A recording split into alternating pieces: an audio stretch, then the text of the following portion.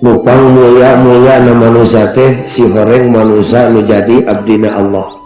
Ciri kemuliaan anak nu kahiji dugika diisrokeun jeung dimi'rajkeun ku Nu Maha Suci. Ciri kemuliaan nu kadua ieu jagat ku pangeran dititipkeunana teh lain ka manusia nu jadi abdi setan, tapi dipihapkeun dititipkeun ka manusia nu jadi abdina Allah. Sina dieusian ku abdi Allah, sina diatur ku abdi Allah, sina dibangun ku abdi Allah, sina didalahar rezekina ku abdi Allah. Eta kebagjaan dunia, kebagjaan akhirat, moal-moal surga buruhna. Kauningan ku sadayana di sawarga mah eueuh salamar-lamar acan manusia nu jadi abdina setan.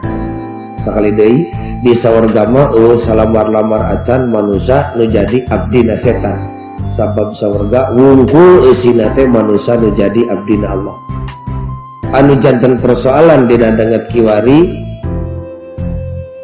saya sanes iwal ti urang sadaya ngajerit ka Nu Maha Suci hayang teuing urang sagarwa putra putu tatangga jeung baraya pinarengan sing jaradi abdina Allah.